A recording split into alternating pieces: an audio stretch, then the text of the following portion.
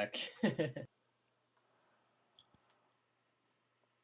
All right, so we are seeing it from Brody's side. I think this is the first time we've watched from Brody's perspective. We've seen him play this shift deck a couple times, but seeing it from his perspective here now. It's going to throw that one back. It's got a Muck Crawler and a ton of shift units, but notably no time influence with 2 Tremor Shockers in hand. I think you have to throw this one back. Go to 6? And he will. You were right, he will go to 6. You got the 1-drop pair, the best friends there. And a torch. It's not a bad hand. It's not a bad 6. Yeah, when you're talking about a fire deck where you probably just have to survive the onslaught, and then eventually when you do drop a Tremor Shocker, you expect it to trump the board, and when you...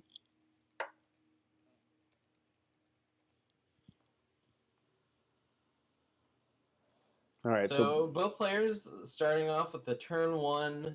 Nimble Conscript, yep. Nimble Conscript. We're going to see a lot of unblocked and forced attacks. Absolutely. Captain also fires off a Caleb's Favor. Deal 2, grab a Fire Sigil. Brody follows up with the Crooked Alley Guide, the 1-drop scout pair here. And then has drawn 2 Amber Waystones. Captain drops the Ticking Grenadin, which will definitely get in for some damage. Ooh, Ornate Katana going on Nimble Conscript. That's pretty good. Conscript, importantly, has 4 health, so it's pretty difficult to deal with. It has 4 health, which is going to be tough for Torch. That's the story of tonight. You either have Torch or you play something that survives Torch. And, a 5/4 survives Torch. Well, I think importantly you do both, right? We've seen so many big moments where a unit gets outside of Torch range, and that's the opposing interaction that can be played. Yeah, absolutely. And I think you're right. Torch is kind of the defining common of Eternal, so it makes sense. But yeah, having that key 4 toughness, either naturally through Nimble Conscript or through some of the enchantments and other things we've seen, I think has been key. They draw a Muck Crawler for the turn, so they'll go ahead and play that. They will have 4 time influence, so Brody is going to get an extra 2 health off of this Amber Waystone. We'll see if that matters. And Streets of Flame. We have not seen a lot of Streets of Flame tonight. Yeah, I mean, most of the time it's going to be in Torch that's just 3 times as expensive, but turns out 3 times as expensive for the best card in the format might just be worth it anyway. Yeah, give you a little bonus in the scout. Here. Yep. Yeah, and that's going to put Brody down to 8. Now, we'll know he'll go up to 10 off the land. And another Nimble Conscript. Here's the downside of playing Nimble Conscript in the shift deck is you can't ever block with it. And against this fire deck, you want to be able to block with your 3/4s. CaptainTeembro has the torch for the alley guide. Nimble Conscript's going to have to attack. Will Brody even be able to mount a defense? It doesn't look like it, and we've mentioned that before. Brody's done a great job with the shift deck, but there is the weakness of not being able to block, and we've seen Brody lose games to not being able to block with the shift units. And, Nimble Conscript, although not technically, not blocking because of its shift, also can't block. Just kind of hurts. Great spot for CaptainTeembro here.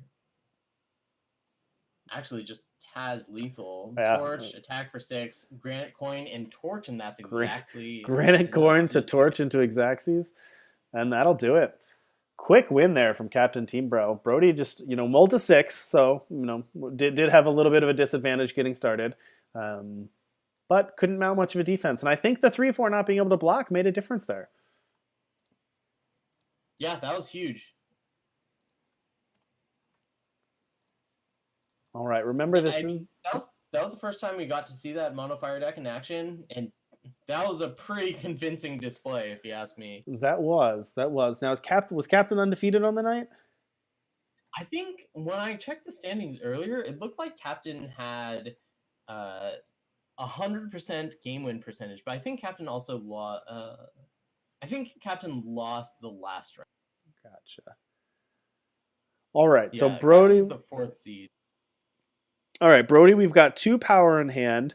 He does have the Nimble Conscript, but there you go. Drew the Granite Waystone to be able to shift that turn 1. Yeah, but I don't think Nimble Conscript is fantastic in this matchup. It's just Yeah. going to attack when you Yeah. really need to be blocking. That's true. You're going to be shifting out the 3/4. It's not going to be able to do anything until turn 3, and then when it does, it's going to attack and it can't block. So now it does let you play the Stone Scar Banner undepleted. Not that that really matters here, but you can also get your Muck Crawler up to a 3/3 with it. CaptainTeembro has a lot of interaction in this hand, so it's going to be pretty easy to get through blockers. But are they going to be able to, like, if there's some removal, it might be difficult to keep it in effect.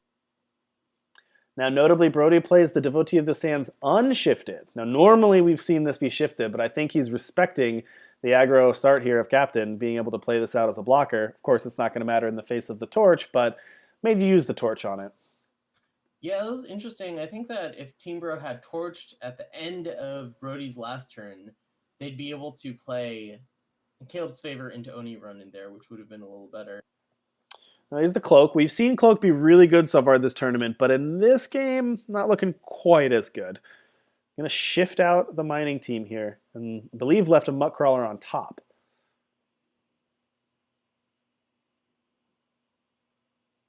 Well, CaptainTeembro is going to continue just getting rid of blockers and attacking in there. Another 4 points of damage coming through here. Yeah, if you're Brody, I feel like you're just going to have to keep playing units and just hope that Captain runs out of gas. Because Brody's got that Dark Return. That's pretty good. And a Muck Crawler off the top. So Brody's going to be able to play a 3/3 and a 4/4. Yep, did scout enough to stop. Smartly scouted that Muck Crawler to the top, knowing that he had the Dark Return for this one, being able to play 2 blockers here. If Captain has 2 removal spells, then of course they can keep attacking, but I think this is where Brody's just got to keep playing out units and hope that it'll be enough to survive the onslaught. You know, this is actually kind of interesting. If you're CaptainTeembro here, I think you pump the brakes and wait for units to come off of shift and for these Muck Crawlers to shrink before attacking. Yeah, it's not a bad idea. You got one more turn, and then these drop to a 1/1 and a 2/2.